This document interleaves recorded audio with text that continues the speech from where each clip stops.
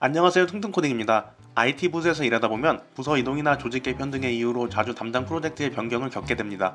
저는 이제 입사한 지 2년 9개월이 되었는데 담당 프로젝트가 2번 변경되었습니다.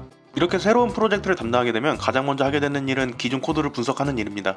그리고 분석 결과를 발표하는 것이 팀원들에게 자신의 역량을 처음 선보이는 자리가 됩니다.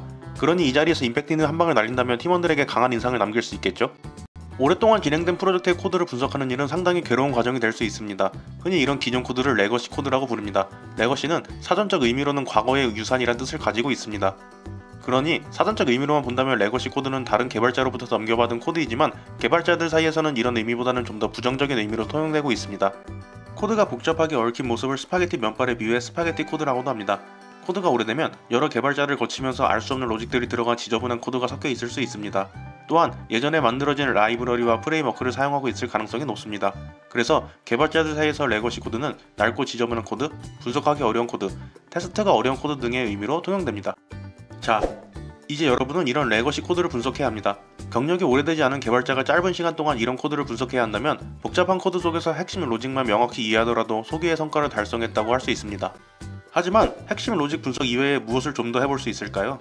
첫 번째로 문서와 시각화입니다. 만약 우리가 분석해야 하는 코드의 문서와 시각화가 잘 되어 있다면 우리는 코드를 분석하는 데 많은 도움을 받을 수 있습니다. 하지만 그렇지 않다면 이 작업을 우리가 해보는 건 어떨까요? 먼저 많은 로직에 영향을 주는 디펜던시가 높은 변수나 객체, 클래스를 찾아보아야 합니다. 쉽게 말하면 코드 여기저기 얽혀있는 것들입니다. 레거시 코드일수록 흔히 만능 변수, 객체, 클래스라고 부르는 이런 것들을 가지고 있을 가능성이 높습니다. 좋은 코드의 구조라고 볼 수는 없습니다.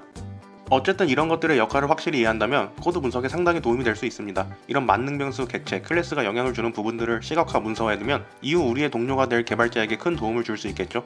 또한 핵심 로직을 시각화, 문서화하는 것도 중요한 작업입니다. 흔히 이 과정에서 이용되는 것이 UML, 클래스 다이어그램입니다.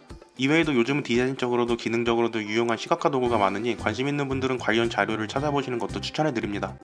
두 번째는 주석 달기입니다. 주석이란 코드 사이사이 적어놓은 메모입니다. 주석 처리된 부분은 프로그램이 해석하지 않기 때문에 코드 실행에는 영향을 주지 않습니다. 좋은 코드는 주석 없어도 바로 이해가 가능하도록 만들어진 코드지만 사실 쉽지가 않죠. 그래서 우리는 주석을 충분히 활용해야 합니다. 주석을 통해 코드의 의미를 분명히 하고 중요성, 위험성 등을 강조할 수 있습니다. 만약 우리가 코드를 분석하는 과정에서 시간이 많이 소모된 부분이 있다면 이 부분에 주석을 달아주는 것도 좋은 작업입니다. 또한 투두 주석이라고 부르는 주석이 있습니다. 앞으로 개발해야 하거나 혹은 수정되었으면 하는 것들에 주석을 달아놓은 것입니다. 이런 투두 주석 중에 해결되지 않고 오랫동안 남겨진 부분을 찾아보는 것도 좋은 과정입니다. 세 번째는 리팩터링입니다. 리팩터링은 소프트웨어 공학에서 결과의 변경은 없지만 코드의 구조를 재구성하는 것을 말합니다. 리팩터링을 시도하기 좋은 시기 중 하나가 코드 리뷰를 할 때인데 코드를 분석할 충분한 시간이 주어졌다면 리팩터링을 시도해보기 좋은 시기입니다. 하지만 레거시 코드에서 리팩터링을 시도하는 것은 상당히 무섭습니다. 현재 잘 동작하고 있는 코드를 괜히 잘못 건드리면 어떤 사이드 이펙트가 생길지 모르죠.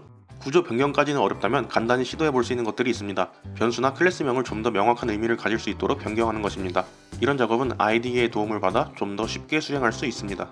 또한 퍼블릭 클래스 중에서 프라이빗 클래스로 변경할 수 있는 것들을 찾아 변경해줄 수 있습니다. 마지막으로 중복 코드를 찾아 제거해줄 수도 있습니다.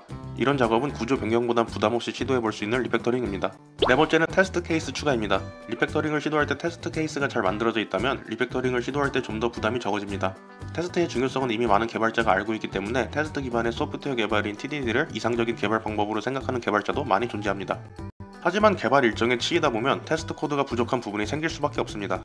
요즘은 전체 코드에서 커버되지 않은 부분을 찾아주는 많은 툴도 존재하니 아직 커버되지 않은 코드에 테스트 코드를 추가하는 것도 좋은 작업입니다. 지금까지 새로운 프로젝트에 배치되었을 때 코드 분석 과정에서 시도해볼 수 있는 다양한 작업을 살펴보았습니다. 기존 팀원들이 새로운 팀원에게 바라는 것은 무엇일까요? 여러 가지가 있을 수 있지만 그중 하나는 고착화된 개발 과정의 리프레시입니다.